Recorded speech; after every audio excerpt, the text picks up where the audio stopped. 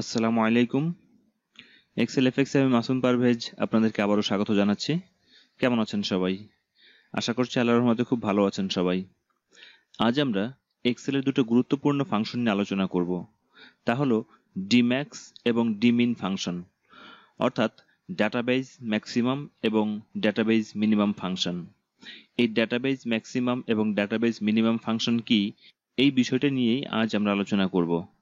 তো চলুন আমাদের বিস্তারিত আলোচনায় যাওয়া যাক।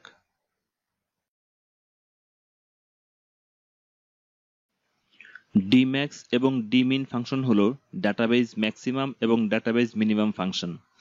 এখন এই ডাটাবেজ ম্যাক্সিমাম এবং ডাটাবেজ মিনিমাম ফাংশন কি? আসলে আমাদের যদি একটা ডাটাবেজ থাকে, এই ডাটাবেজের মধ্য থেকে শর্ত সাপেক্ষে ম্যাক্সিমাম ভ্যালু এবং মিনিমাম ভ্যালু বের করাটাই হচ্ছে ডিম্যাক্স এবং ডিমিন ফাংশনের কাজ। তো আমরা এখানে একটা ক্ষুদ্র ডাটাবেজ ক্রিয়েট করে রেখেছি, যে কতগুলো ল্যাপটপের ম্যানুফ্যাকচারিং ডেট, ব্র্যান্ডের নাম, প্রসেসরের ভার্সন, জেনারেশন এবং তাদের প্রাইস লিখে রেখেছি। এখন ম্যানুফ্যাকচারিং ডেট বা name of the brand, version of the processor, তারপর জেনারেশন, এই ক্রাইটেরিয়ার ভিত্তিতে ম্যাক্সিমাম প্রাইস এবং মিনিমাম প্রাইস বের করাটাই হচ্ছে আমাদের ডিম্যাক্স এবং ডিমিন ফাংশনের কাজ।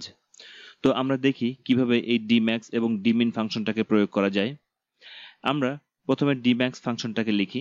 আমরা এখানে লিখলাম ইকুয়াল টু ডিম্যাক্স লিখলাম। এবারে প্রথম আর্গুমেন্টে রয়েছে ডাটাবেজ। এই ডাটাবেজ হিসাবে আমরা এই অংশটুকু সিলেক্ট করে দিলাম। এখানে একটু খেয়াল রাখতে হবে যেন আমাদের ফিল্ডগুলো, অর্থাৎ কলামের যে হেডিংগুলো রয়েছে, এই হেডিংগুলো যেন অবশ্যই সিলেক্ট হয়, এবং এখানে যে হেডিংগুলো আমরা লিখে রেখেছি এই হেডিংগুলো যেন অবশ্যই এই হেডিংগুলোর সাথে মিল থাকে।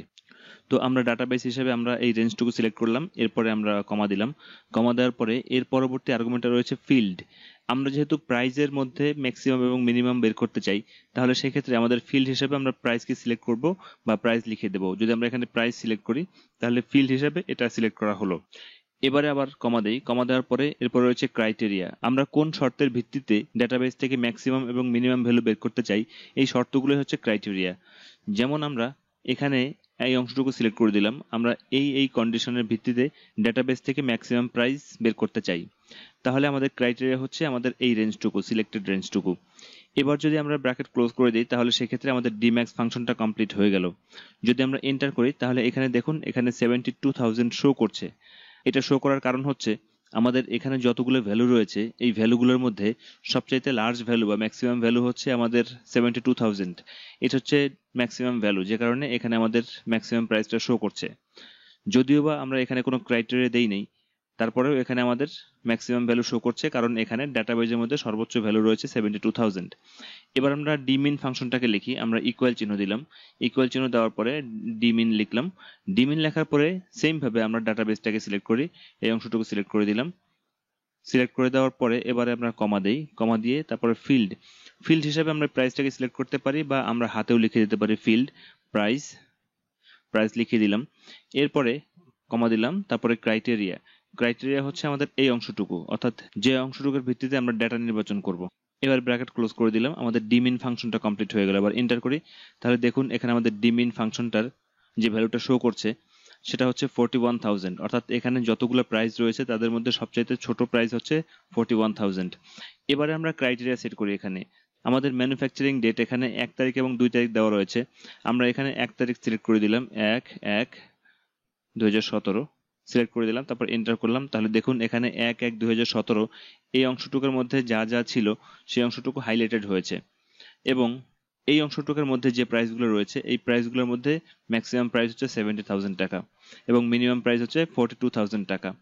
তারপরে যদি আমরা এখানে ব্র্যান্ডের নাম হিসেবে আমরা এখান থেকে ডেল সিলেক্ট করে দিই, তাহলে আমাদের এই তারিখে অর্থাৎ 1/1/2017 তারিখে ডেল ল্যাপটপ যতগুলো ম্যানুফ্যাকচার্ড হয়েছে তাদের প্রাইসগুলোর মধ্যে ম্যাক্সিমাম প্রাইস ছিল এত এবং মিনিমাম প্রাইস ছিল এত। এবার যদি আমরা প্রসেসরের ভার্সন হিসেবে আমরা এখানে সিলেক্ট করে দিই কোর i5, তাহলে এখানে দেখুন কোর i5 ডেল ল্যাপটপ 1 তারিখে যতগুলো ম্যানুফ্যাকচার্ড হয়েছে তাদের মধ্যকার ম্যাক্সিমাম প্রাইস হচ্ছে 52,000 টাকা এবং মিনিমাম প্রাইস হচ্ছে 44,000 টাকা। তারপর যদি আমরা জেনারেশন হিসেবে 6th জেনারেশন সিলেক্ট করে দিই, তাহলে এখানে দেখুন আমাদের ম্যাক্সিমাম প্রাইস 45,000 টাকা এবং মিনিমাম প্রাইস 44,000 টাকা এই অংশটুকুর মধ্যে। অর্থাৎ যে ক্রাইটেরিয়াগুলো আমরা এখানে লিখেছি এই ক্রাইটেরিয়াগুলোর উপর ভিত্তি করে আমাদের ম্যাক্সিমাম এবং মিনিমাম প্রাইস আমরা বের করলাম। এবারে আমরা আরো কিছু ভ্যালু নিয়ে পরীক্ষা করে দেখি যে আমাদের এই ফাংশনটা সঠিকভাবে কাজ করে কিনা। আমরা এই ক্রাইটেরিয়াগুলোকে মুছে দিলাম। মুছে দেওয়ার পরে এখানে আমাদের ম্যাক্সিমাম প্রাইস এবং মিনিমাম প্রাইস এখনো শো করছে। আমরা একটা কাজ করতে পারি, আমাদের এখানে যে ফাংশন দুটো লিখেছি এই ফাংশন দুটোর মধ্যে আমরা আরো কিছু ফাংশন অ্যাড করে দিতে পারি। অর্থাৎ আমাদের এই ফাংশনটা আমরা দিতে পারি যে এই ফিল্ডগুলো অর্থাৎ এখানে যেগুলো ব্ল্যাঙ্ক রয়েছে অর্থাৎ যেগুলো আমরা ডিলিট করেছি এগুলো যদি ব্ল্যাঙ্ক হয় তাহলে ম্যাক্সিমাম প্রাইস এবং মিনিমাম প্রাইসে ব্ল্যাঙ্ক শো করবে। এই মর্মে আমরা একটা সূত্র লিখে দিতে পারি। তাহলে সেক্ষেত্রে আমরা ফর্মুলাটা লিখি। আমরা এখানে ইফ ফাংশনটা বসিয়ে দেই, ইফ, এরপরে লজিক্যাল টেস্ট। লজিক্যাল টেস্ট আমরা এইভাবে লিখব যে যদি এটা ব্ল্যাঙ্ক হয়, এটা ব্ল্যাঙ্ক হয়, এটা ব্ল্যাঙ্ক হয় এবং এটা ব্ল্যাঙ্ক হয় তাহলে আমাদের ম্যাক্সিমাম প্রাইসটাও যেন ব্ল্যাঙ্ক শো করে, এভাবে আমরা লিখতে যাচ্ছি। তাহলে সেক্ষেত্রে আমাদের অ্যান্ড ফাংশনটা ব্যবহার করতে হবে। অ্যান্ড ফাংশনটা লিখলাম, লেখার পরে প্রথম লজিক 1, তো এই সেলটা ইজ ইকুয়াল টু ব্ল্যাঙ্ক, তারপরে কমা দেই, তারপরে এই সেলটা ইজ ইকুয়াল টু ব্ল্যাঙ্ক, তারপরে কমা দেই, তারপরে এই সেলটা ইজ ইকুয়াল টু ব্ল্যাঙ্ক, তারপরে আবার কমা দেই, কমা দেওয়ার পরে এই সেলটা লিখি ইজ ইকুয়াল টু ব্ল্যাঙ্ক লিখলাম। আমরা 4টা ক্রাইটেরিয়া ফুলফিল করলাম। তারপরে ব্র্যাকেট ক্লোজ করে দেই। ব্র্যাকেট ক্লোজ করে দেওয়ার পরে আমাদের ইফ ফাংশনের একটা অংশ কমপ্লিট হলো, যে লজিক্যাল টেস্ট, যে এই সেলগুলোর প্রত্যেকটা যদি ব্ল্যাঙ্ক হয় তাহলে আমাদের এখানে ট্রু ভ্যালুটা বসাতে হবে। আমরা কমা দিলাম, কমা দেওয়ার পরে ট্রু ভ্যালুটা আমরা বসাই, ট্রু ভ্যালুটা আমরা ব্ল্যাঙ্ক দিলাম, তারপরে কমা দেই। এরপরে ফলস ভ্যালু হিসেবে আমাদের ডিম্যাক্স ফাংশনটাকে বসিয়ে দিলাম। অর্থাৎ যদি আমাদের এই 4টা সেল ব্ল্যাঙ্ক হয় তাহলে আমাদের এই ম্যাক্সিমাম প্রাইজের এই সেলটাও ব্ল্যাঙ্ক হবে। আর যদি ব্ল্যাঙ্ক না হয়, অ্যাটলিস্ট একটা সেলেও যদি কোনো ডাটা থাকে তাহলে সেক্ষেত্রে আমাদের পরের অংশটুকু অর্থাৎ এই ডিম্যাক্স ফাংশনের অংশটুকু কাজ করবে।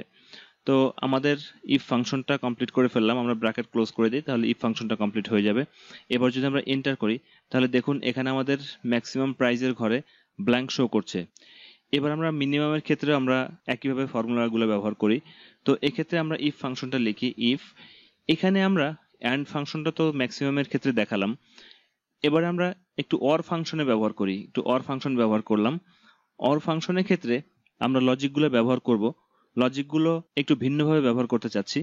যেমন আমাদের এই সেলটা is not equal to blank, তারপরে কমা, তারপরে এই সেলটা is not equal to blank, তারপরে কমা, তারপরে এই সেলটা is not equal to blank, তারপরে কমা দেই, আবার এই সেলটা is not equal to blank, তারপরে ব্র্যাকেট ক্লোজ করে দিই। তাহলে আমাদের অর ফাংশনটা কমপ্লিট হলো। অর ফাংশনটার মধ্যে আমরা যা লিখেছি সেটা হচ্ছে যদি আমাদের এই সেলটা ব্ল্যাঙ্ক না হয় অর্থাৎ কোনো না কোনো ডাটা যদি থাকে, আবার এই সেলটা যদি ব্ল্যাঙ্ক না হয় অর্থাৎ কোনো একটা ডাটা যদি থাকে, তদ্রূপভাবে এই দুটো সেল যদি ব্ল্যাঙ্ক না হয় অর্থাৎ যে কোনো একটা সেলে যদি একটা ডাটাও থাকে তাহলে আমাদের অর ফাংশনের এই অংশটুকু সত্য হিসেবে কাউন্ট হবে। এবার আমরা কমা দেই, কমা দেওয়ার পরে সত্য হলে আমাদের এই ডিমিন ফাংশনটা কাজ করবে। আর যদি মিথ্যা হয় অর্থাৎ সবগুলো যদি ব্ল্যাঙ্ক হয় তাহলে আমরা কমা দিয়ে এখানে ব্ল্যাঙ্ক সিলেক্ট করে দিলাম, তারপর ব্র্যাকেট ক্লোজ করি, বাস আমাদের ডিমিন ফাংশনটা অন্যান্য ফাংশনের সাথে কমপ্লিট হয়ে গেল। আমরা এন্টার করি তাহলে দেখুন এখানে ব্ল্যাঙ্ক শো করছে।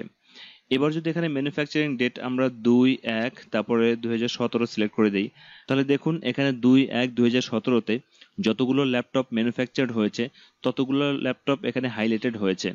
এবার যদি আমরা ব্র্যান্ডের নাম হিসেবে লেনোভো সিলেক্ট করে দিই তাহলে 2 তারিখে লেনোভো যতগুলো ম্যানুফ্যাকচার্ড হয়েছে ততগুলোর মধ্যে ম্যাক্সিমাম এবং মিনিমাম প্রাইস শো করছে। যদি আমরা প্রসেসরের ভার্সন এখানে সিলেক্ট করে দিই, যেমন Core i7 দিলাম, তাহলে Core i7 লেনোভো 2 তারিখে যতগুলো ম্যানুফ্যাকচার্ড হয়েছে ততগুলোর মধ্যকার ম্যাক্সিমাম এবং মিনিমাম ভ্যালু এখানে শো করছে। যদি আমরা এখানে জেনারেশন হিসেবে 7 জেনারেশন সিলেক্ট করে দিই তাহলে আমাদের এখানে যে ভ্যালুগুলো আমরা পেয়েছি 71,000 টাকা এবং 72,000 টাকা, এই দুটার প্রাইস এখানে শো করছে। ম্যাক্সিমাম প্রাইস 72,000 টাকা এবং মিনিমাম প্রাইস হচ্ছে 71,000 টাকা। তা এটাই হলো ডিম্যাক্স এবং ডিমিন ফাংশন। তো আশা করছি ডিম্যাক্স এবং ডিমিন ফাংশনের মধ্যে যে বিষয়গুলো অন্তর্ভুক্ত ছিল সেই বিষয়গুলো আপনারা ভালোভাবে বুঝতে পেরেছেন। তো আমার টিউটোরিয়ালটি এই পর্যন্ত। যদি আমার টিউটোরিয়ালটি আপনাদের ভালো লাগে তাহলে আমার টিউটোরিয়ালটি আপনারা আপনাদের বন্ধু বান্ধবদের সাথে শেয়ার করবেন এবং আমার জন্য দোয়া করবেন যেন আমি আরো সুন্দর সুন্দর টিউটোরিয়াল আপনাদের জন্য তৈরি করতে পারি। আপনাদের সবাইকে শুভেচ্ছা জানিয়ে আমি আমার টিউটোরিয়াল এখানে শেষ করছি। আসসালামু আলাইকুম ওয়া রাহমাতুল্লাহি ওয়া বারাকাতুহু।